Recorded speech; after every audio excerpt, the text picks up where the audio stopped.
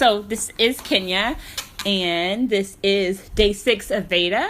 And this Veda will not have any video, but it will have sound. And I'm interviewing my parents about my moral autobiography. So just getting a little bit deeper into their moral autobiography. So I'm going to start by asking my parents, what shapes your moral decisions?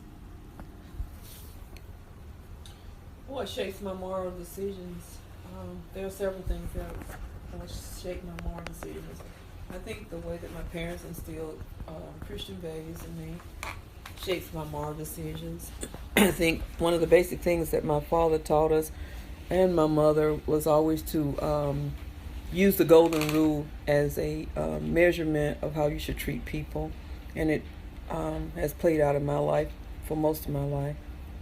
My spiritual values impact my moral decisions. And overall, of course, my environment has affected my moral decisions. I think your phone went out. Okay, Daddy. I grew up in a home where faith was practiced and came of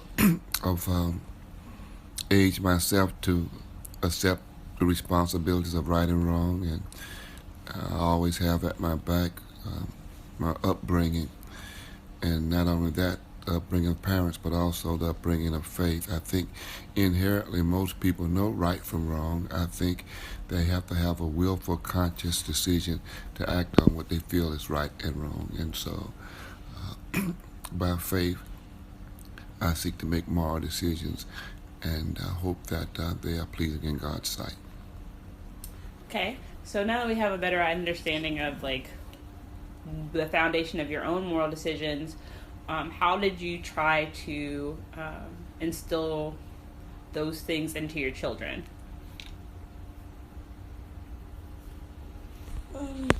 I think we did it by way of example, trying to make moral decisions that would affect their lives, because there's no greater teacher than living out your feelings and your moral decisions.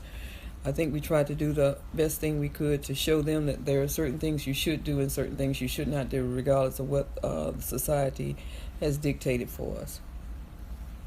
What about you, Daddy? One of the things that you keep in mind as a parent in teaching your children is the golden rule, to do unto others as you would have them to do unto you. And so you seek to teach them that in terms of their behavior toward their siblings and their neighbors and friends and everyone else. Then you seek to teach them also the tenets of the Christian faith about what is right and what is wrong. So then, how do you feel? Do you feel like you've been successful in the endeavor of instilling moral decision making in your children? Like now you have a 28-year-old, a 24-year-old, and 32-year-old. Do you feel like you've been successful? I think there's some success that we can attribute to teaching our children, but some success also with them making the moral decision to make the right decisions themselves. So I do think that we have been successful with the experiences that they've had. How about you? Live with the reality that you can't live your life over again, and what you would do differently if you could start all over again. But I think at the end of the day that our job has been a decent job. No one is perfect, and I don't assume that, but I think we've done a decent job. All right. Those are my parents, the people who shaped me, the people who are a huge part of my own moral autobiography. I hope you all enjoyed. Part 2 will be unpacking things around King's theology and other things that have been a part of my moral autobiography. I hope you all have a good rest of your day.